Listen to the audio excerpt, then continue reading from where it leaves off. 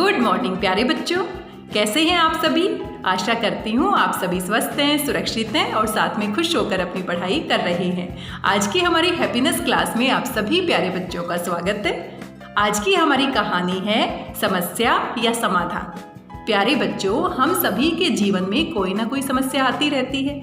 आप अभी छोटे बच्चे हो तो आपके जीवन में छोटी छोटी समस्याएं होती हैं, और जब हम बड़े हो जाते हैं तो हमारे जीवन में जिम्मेदारियां बढ़ जाती हैं और समस्याएं भी बड़ी बड़ी आती हैं। आपने अपने घर में अपने मम्मी पापा को देखा होगा किस तरह से वो अपनी जिम्मेदारियों को निभाते हैं और बीच बीच में अनेक प्रकार की समस्याओं का सामना करते हैं। लेकिन अगर समस्याएं आने से हम परेशान हो जाते हैं, घबरा जाते हैं, तो क्या हम उन समस्याओं का समाधान निकाल सकते हैं? नहीं निकाल सकते। जब हम समस्याओं को देखकर परेशान हो जाते हैं तो सिर्फ हमारा मन दुखी होता है और उसके समाधान के बारे में, समस्या को सुलझाने के बारे में भी हम नहीं सोच पाते। आज की हमारी कहानी कुछ ऐसी ही है। राजू नाम का एक बच्चा होता है जो आपकी ही उम्र का है और उसको भी अनेक प्रकार की समस्याओं का सामना करना पड़ता है। वो भी स्कूल में जाता है आपकी ही तरह।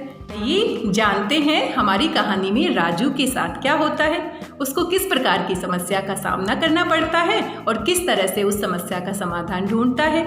राजू छोटी छोटी बात से परेशान हो जाता था।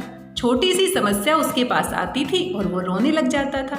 उसके माता पिता उसकी इस बात से बहुत परेशान रहते थे कि राजू छोटी छोटी बातों से घबरा जाता है। उसके पापा उसकी इस समस्या को दूर करना चाहते थे। एक दिन राजू रोते रोते अपने पापा के पास आया। पापा ने पूछा, राजू बेटा क्या हुआ? राजू ने कहा, पापा मैं पिछले सप्ताह बीमार हो गया था, कुछ दिनों तक मैं स्कूल नहीं जा पाया था। मैंने अपने दोस्त सुजीत से उसकी कॉपी ले ली ताकि मैं होमवर्क पूरा कर सकूं। लेकिन जब मैं होमवर्क कर रहा था तो गलती से उसकी कॉपी पर दूध गिर गया और उसकी सारी कॉपी खराब हो गई। अब मैं इतना परेशान हूँ कि मैं सुजीत को उसकी कॉपी कहाँ से वापस दूंगा। इस बात को सुनकर पापा ने कहा, अगर तुम इसी तरीके से रोते रहे और परेशान होते रहे तो क्या सुजीत की कॉपी ठीक हो जाएगी? राजू ने सोचा, पापा ठीक कह रहे हैं, रोने से तो कॉपी ठीक नहीं होगी।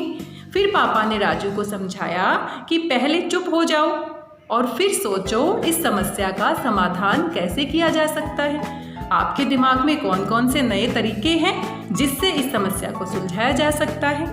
राजू ने सोचा, क्यों ना मैं कॉपी वापस ही ना करूं और उसको बोल दूं कि मुझसे भी कॉपी खो गई। तो पापा ने कहा, ये तो ठीक नहीं है। अपने मन में सोचो, क्या ऐसा करना अच्छा होगा? क्या तुम्हारी कॉपी के साथ कोई ऐसा करता तो तुम्हें कैसा लगता? राजू ने थोड़ा और सोचा और उसने सोचा, क्यों ना मैं सुजीत के लिए एक नई कॉपी बना देता हूँ, क्योंकि उसने कितनी मेहनत से अपनी कॉपी बनाई होगी। अगर मेरी कॉपी कोई इसी तरीके से खराब कर देता तो मुझे कितना दुख होता। राजू की ये बात सुनकर पापा खुश हो गए और मुस्कुराते हुए कमरे से चले गए। राजू ने एक नई कॉपी ली और उस पर सुजीत का नाम लिखकर उसका पूरा होमवर्क करने की कोशिश की। इसी दौरान सुजीत भी अपनी कॉपी लेने के लिए राजू के घर पर आ गया और सुजीत ने जब देखा कि राजू के साथ क्या क्या हुआ और किस तरीके से वो उसकी नई कॉपी बना रहा है तो वो बड़ा खुश हो गया। उसने कहा, मेरे दोस्त, तुम्हें परेशान होने की ज़रूरत नहीं है, तुमने मेरा कुछ काम तो कर ही दिया है, बाकी बचा काम मैं खुद से कर लूँगा। और इस तरीके से राजू और सुजीत दोनों खुश हो गए। प्यारे बच्चों, ये थी आज की हमारी कहानी समस्या या समाधान। किसी भी समस्या से परेशान होने से ज़्यादा अच्छा है उसके समाधान के बारे में सोचना, जैसा कि राजू ने सोचा। राजू की सोचने में मदद उसके पापा ने की और जैसे ही उसने सुजीत के लिए नई कॉपी बनाई, सुजीत कितना खुश हो गया और उनकी दोस्ती भी पक्की हो गई और साथ में राजू को भी खुशी मिली। प्यारे बच्चों, आपसे कहानी में से कुछ सवाल पूछे जा रहे हैं। अगर आप राजू की जगह होते तो इस समस्या का क्या समाधान ढूंढते? अगर आपके साथ कोई ऐसी समस्या आपके जीवन में घटित हुई है तो आप हमारे साथ साझा कर सकते हैं। अगर आपके साथ भी ऐसी ही कोई समस्या हुई है और उसका समाधान आपने बहुत अच्छा निकाला हो और सभी ने आपकी तारीफ की हो तो आप हमारे साथ ज़रूर साझा कीजिए। सुजीत और राजू की कहानी से आपने क्या सीखा ज़रूर बताइएगा। साथ में अपने परिवार के सदस्यों के साथ इस कहानी को ज़रूर साझा कीजिएगा। आज की हैप्पीनेस कहानी में बस इतना ही। मिलते हैं एक और नई हैप्पीनेस कहानी में। तब तक स्वस्थ रहिए, व्यस्त रहिए, मस्त रहिए, खुश रहिए और हाँ, समस्याओं के बारे में नहीं, समस्याओं के समाधान के बारे में सोचते रहिए। कोई ना कोई अच्छा हल हम जरूर ही निकाल लेंगे। धन्यवाद, बहुत बहुत धन्यवाद।